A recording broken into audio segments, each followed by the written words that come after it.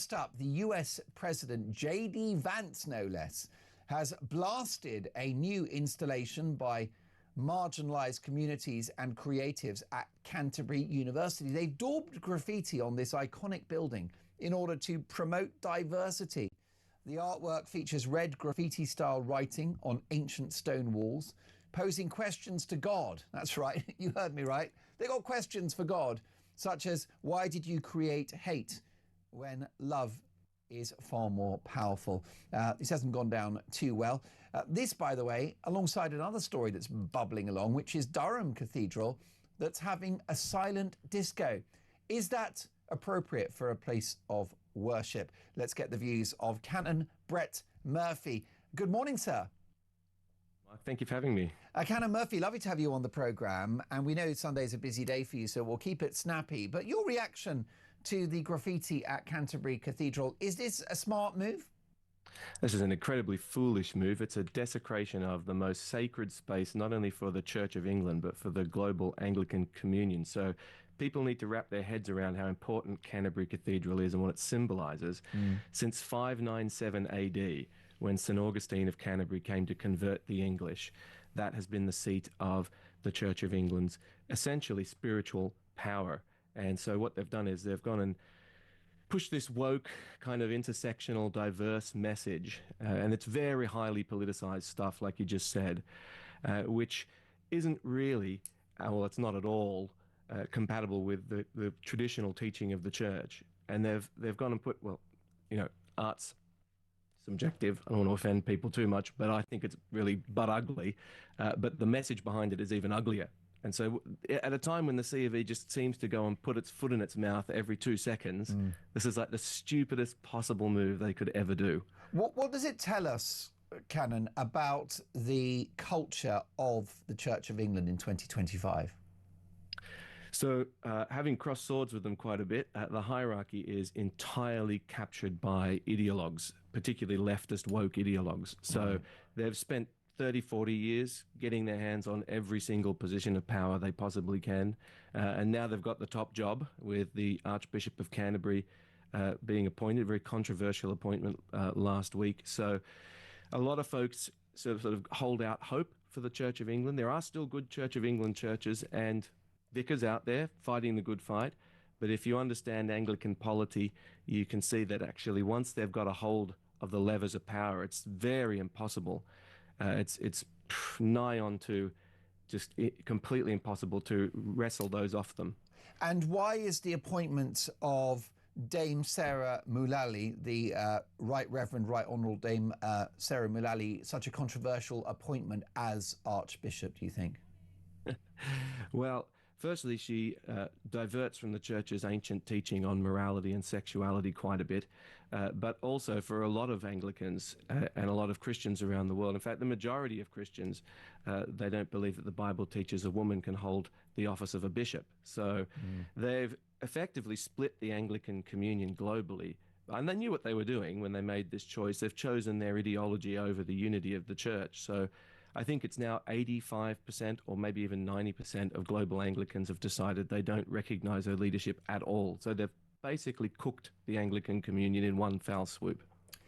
And what is this slightly sort of wokeward direction that the Church of England have taken? What impact is it having on congregation numbers and on general engagement with the church, do you think? I mean, is it working? Because it's an effort, isn't it, to attract younger people? Will that be, effective? So it's desperation, and they've been at it since about the 90s. And what actually happens is it causes decline, an increased decline. Things like the rave at Durham, these things have been going on for a little while. The helter-skelter in another cathedral.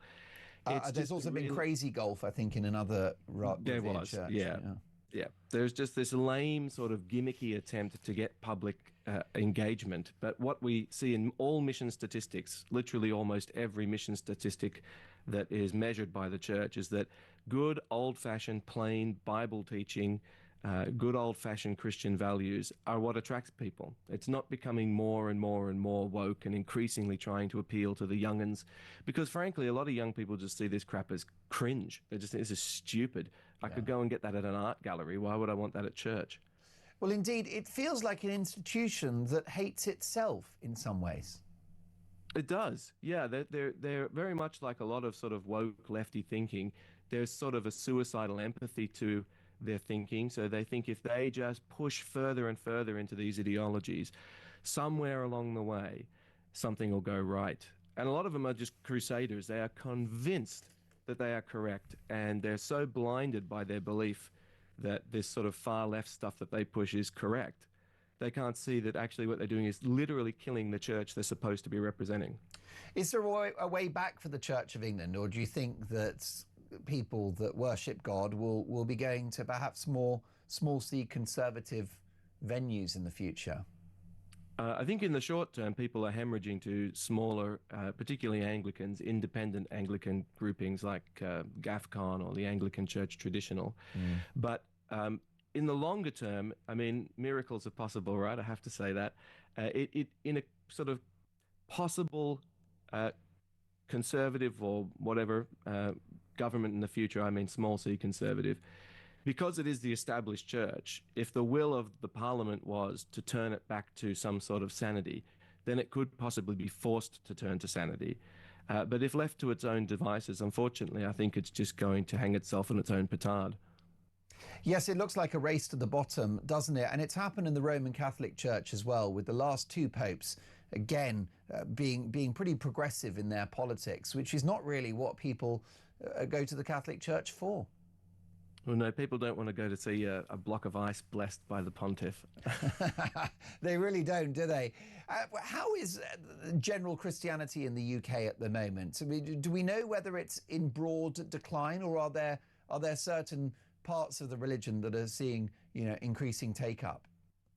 So I explain it to people that there's a sort of a real and a counterfeit Christianity.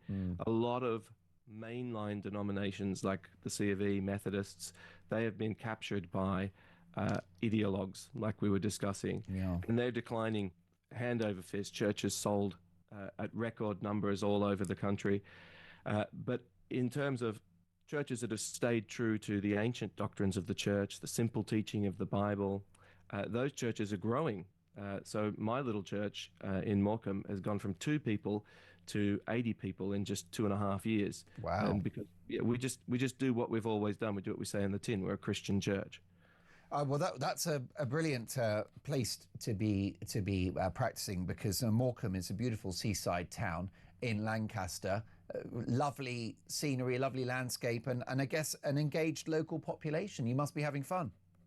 It's a lot of fun. Yeah. Plenty of people who come and rip flags off our church, but plenty more people who come along and hear the good news and engage. Yeah, and we do a lot of community outreach. So I think churches that are faithful to the Bible, but churches that also engage with their community, so, feed the homeless, care for those in need, they grow because they're doing literally what we're told to do in the Bible, and that's what people look for. If they want something that it looks like the world, they'll go to the world. But if the church is otherworldly and the church is sacred and set apart, which is kind of why the Canterbury thing's so offensive, because they're bringing this extreme worldliness into the most sacred side of Anglicanism, then people just walk. They just vote with their feet. They don't want to hang around with that. No, and the current administration have no right to desecrate a building like that with all its history and its stunning architecture. Simon says, bottom line, who is letting this happen to religious places of worship in Britain? Discipline them, whatever level they may be. Chris says, good morning, Mark. In many cases, the church is far too forgiving for modern times. So this wokeness will only drive people away.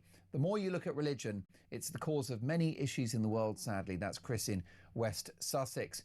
Can I ask you your thoughts on gender identity ideology, the idea that some people are born in the wrong body, the idea that somebody with a penis can be a woman? What is, based upon your theology, what is your answer to that? What is your response to the idea that men can be women? It's providential you ask that, because the artist behind the Canterbury debacle, in fact, is a fellow in a dress.